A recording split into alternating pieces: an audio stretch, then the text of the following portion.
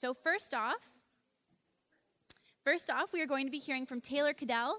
Taylor is a third-year microbiology student volunteering in Dr. Rosalimo's lab. Please join me in welcoming Taylor. Hi, so I'm going to be talking about identification of ticks in Nova Scotia using morphological features. So just a bit about ticks, which I'm sure you've heard a lot about. They are part of the phylum Arthropoda. There are hard-bodied and soft-bodied species, but we are focused on the hard body. They have a 4-stage life cycle going from egg to larvae to nymph to adult, and they require 3 hosts during this period to reach the adult stage. So where they're found in the environment is long grass, fields, and forested areas, areas frequented by animals, and any environment that they're inhabited by their host. So birds that travel and different animals that can move around, there's potential for ticks to be there. On the human body, they can be anywhere except the palms of the hands and the soles of the feet, and they tend to like soft, warm, and damp areas of the skin. So why do we care about ticks? They're vectors for disease.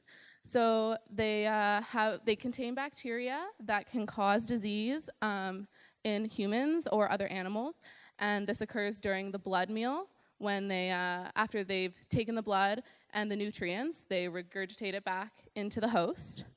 And while contracting Lyme disease is a big focus, they do contain other bacteria as well that can cause diseases such as Rocky Mountain spotted fever, tularemia, or babesiosis. That's a hard one. So just a brief talk about Lyme. Borrelia burgdorferi, as you've heard, is the causative bacteria. It's typically transmitted by Ixodes scapularis, the black-leg tick, and being able to assess the risk for Lyme for the general public is really important, because if it can be caught earlier, it can be treated. It becomes much more difficult to treat once it's crossed the blood-brain barrier, which occurs at about 18 days after being bitten. So the aim of my presentation is to identify the important morphological features to allow you, as the general public, to distinguish between species and distinguish between both male and female. So right now, methods for identification are PCR and sequencing. So those use extracted DNA and expensive equipment to get a highly accurate result as to the species that the tick is. However, using morphological identification, which is free, can be done in the field, essentially anywhere, and can be very accurate with training. So what they look like, just a general overview, they have 3 legs as larvae, or 3 sets of legs, sorry, not 3, and 4 sets as nymphs and adults. They have hard, oblong bodies, and they can be patterned differently depending on the species, and they have small, visible, protruding mouthpieces. So just for morphological terminology, those are the mouth parts indicated up there.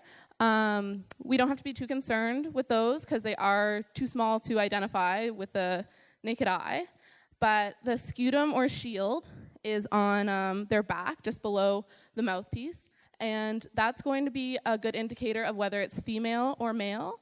And then the festoons, which run along the back portion of the tick, that's a really good indicator of which species it is. So these are the 4 species I'll be talking about. At the top on your left there, that's the black-legged tick, or Ixodes scapularis. On the right is Ixodes cookii, or the groundhog tick. Down in the bottom left is Dermacentor variabilis, or deer ticks. And on the right there at the bottom is Amblyomma americanum, the Lone Star tick. So first off, Ixodes scapularis. That's the big one everyone's concerned with, as it is the species that can transmit Lyme. So for a female, it has a much smaller scutum and a large orange-red portion. That's what expands when it feeds. And for male, the shield, or the scutum, covers the entirety of the back. So being able to tell between these can be important to know, whether the tick can feed for a longer period of time for a female because it can get enlarged. Also, they don't have any festoons present along the edge of the bottom of their body, and they are the vector for Borrelia burgdorferi. So for Ixodes cookii, they have a similar pattern, however, they are more lightly colored, and the scutum has a more oval shape than the round one found on Ixodes scapularis.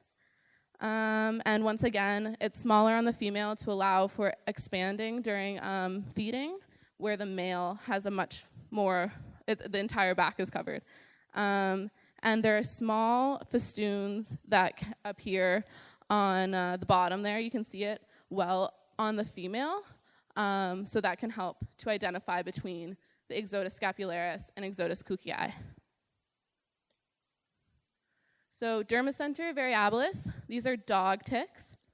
The scutum on the female is, again, much smaller, and it has a concentrated marble shape, whereas on the male, it's distributed across the whole back again, so it's still the marble pattern, but these are also much larger than an Ixodes species, and they have very distinctive festoons present along the bottom edge there as well. And then this is the Amblyomma americanum.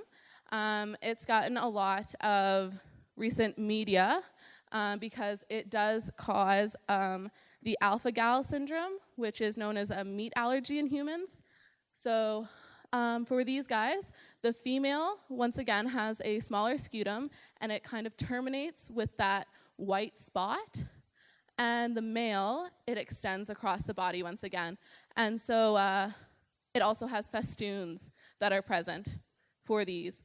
If you wanted to, if you were concerned about identifying between this, like a male of this species and a male of Ixodes scapularis, the legs are a much lighter color for this as well.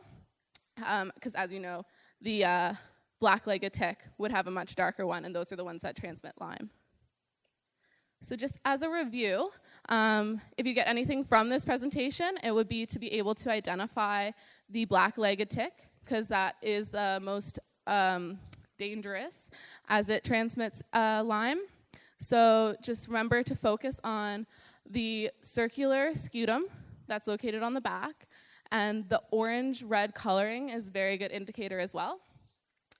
And then also for Ixodes cookii, the paler color with a longer scutum. Dermacentor, it has a very distinctive pattern on its back, and it's larger in size. And then the Amblyomma americanum has the signature star, that's because they're called the Lone Star tick, on the back of its scutum. Yeah.